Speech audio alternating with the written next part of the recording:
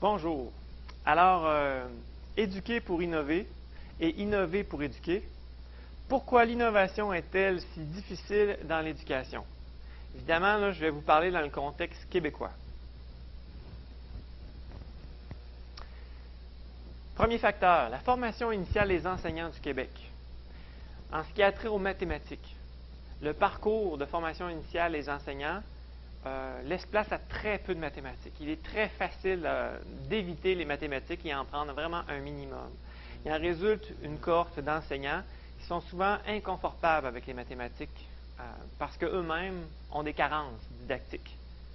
Ça crée un obstacle pour l'enseignement. Deuxième facteur, les pratiques pédagogiques en mathématiques.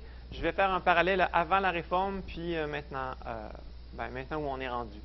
Alors, les pratiques pédagogiques, nos enseignants, pour la plupart, ce qu'ils ont vécu comme pratique comme enfants, puis maintenant qu'ils répètent aussi avant la réforme, c'était un dispositif qui était enseignement théorique, exemple, exercice, correction.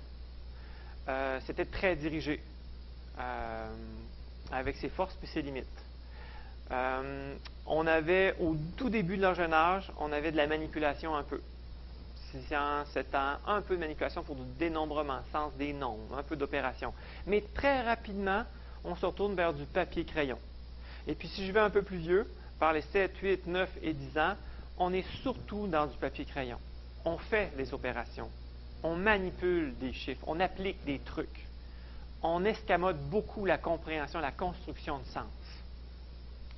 Maintenant, avec la réforme, de plus en plus d'enseignants sont ouverts à l'idée de créer le besoin d'apprendre chez l'enfant, présenter une situation plus complexe, qui fait intervenir plusieurs notions, qui devient une toile de fond pour faire après ça de l'enseignement magistral. Enseigner parce qu'on a besoin d'apprendre, ça permet à plus d'enfants d'adhérer puis de mieux cheminer. Bien sûr, nos élèves qui vont bien apprennent bien, peu importe la façon, mais nos élèves fragiles ont besoin de davantage de sens. Fait qu'on en est là dans nos pratiques. Mais ça n'enlève pas l'inconfort du manque de formation didactique. Un clin d'œil important dans un contexte où vous mettez en place une réforme ambitieuse, une belle réforme, il faut comprendre des embûches qu'on a eues. Vous verrez si c'est pertinent pour vous.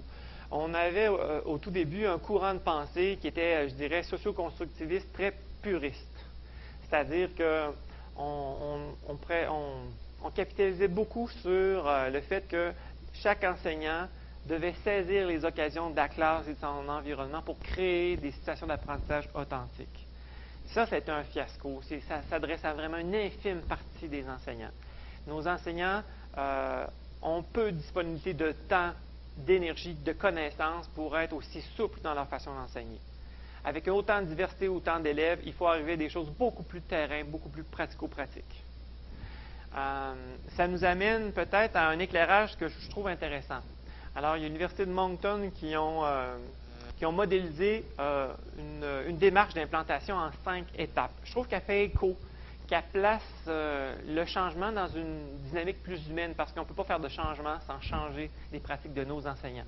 Fait de reconnaître où ils sont rendus, c'est le début du changement. On ne peut pas faire de changement sans une preuve. Avec un changement aussi important qu'on s'apprête à demander aux enseignants, il faut s'assurer d'en faire la preuve. Je pense que c'est une étape qui est relativement facile à mettre en place. Mais il faut être prêt à accueillir la prochaine étape. La peur. La peur parce que oui, on peut bien être d'accord sur la nécessité de changer, on est d'accord avec la vertu, mais comment faire avec 60 élèves, 5 niveaux, monde rural, défavorisé? On veut être sûr d'avancer dans quelque chose où on va atterrir. On veut lancer un avion qui va atterrir, qui ne va pas s'écraser. Pour franchir la peur, il y a une étape personnelle. Les enseignants doivent avoir accès à des formations, des connaissances, à Internet, des livres. Ils doivent s'approprier des réponses, trouver des réponses à leur peur, se faire rassurer. Ça nous amène à une autre étape, celle pédagogique. Maintenant que je suis convaincu qu'il y a quelque chose à faire, que je commence à voir poindre la possibilité de lancer dans une aventure qui va atterrir, je dois leur fournir des modèles pratico-pratiques, balisés, qui vont maximiser les chances de succès.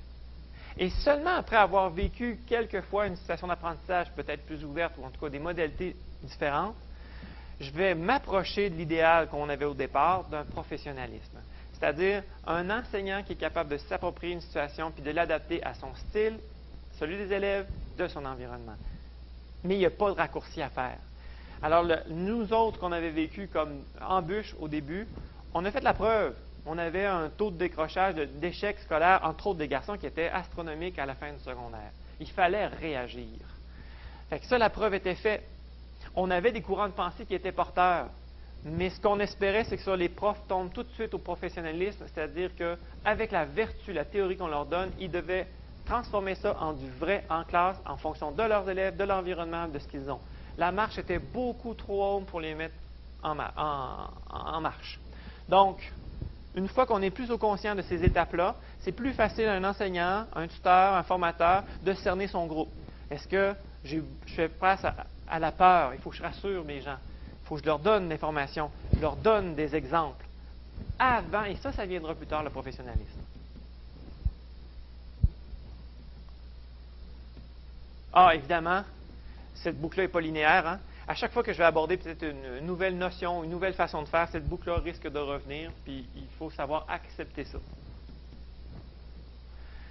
Un exemple innovant, le lexique mathématique. Je vous faisais part qu'on avait une lacune au niveau des connaissances didactiques de nos enseignants. Fait qu'il fallait trouver une façon de compenser ce manque de connaissances en mathématiques.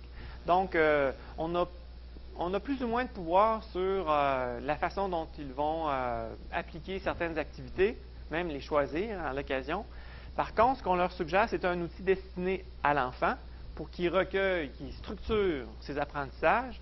Mais le point innovant, c'est que, oui, ça permet de garder mémoire à l'enfant de ses connaissances, mais ça guide aussi des façons d'enseigner à l'enseignant. Fait que si je prends l'exemple, une bête noire ici, la fraction, bien, quand un enseignant voit ce lexique mathématique-là qu'il faut compléter par l'enfant, bien, ça le force à ouvrir sa représentation de la fraction. Ça sort on va au-delà de juste représenter le numérateur, dénominateur, l'aspect théorique qui est assez classique, mais on vient l'ouvrir sur les deux façons de présenter la fraction, celui d'une collection d'objets, d'une région, d'une surface, et de diversifier les façons de présenter le partage de cette région-là. Ça amène plus d'efficacité dans l'enseignement. La prochaine étape, la formation continue 2.0, ce qu'on souhaite voir, c'est une version web dynamique de notre lexique mathématique qui va intégrer de courtes capsules vidéo, des courtes capsules didactiques, des suggestions d'activités, de manipulations à faire avec les élèves pour favoriser des pratiques plus efficaces en classe. Ça va nous permettre d'avoir un outil de formation continue qui est centré sur les besoins des enseignants, disponibilité en tout temps, explicitation des connaissances, processus et pratiques, puis qui facilite une mise en commun et l'accès de l'information. Si on trouve plein de solutions, on les fait converger à un endroit avec un seul outil, rapidement on a accès à ces compléments de formation-là sur mesure. Merci. Alors, je terminerai ma présentation avec un court témoignage d'une enseignante qui l'utilise dans une classe de 3e année, donc des enfants de 8 ans, le lexique mathématique.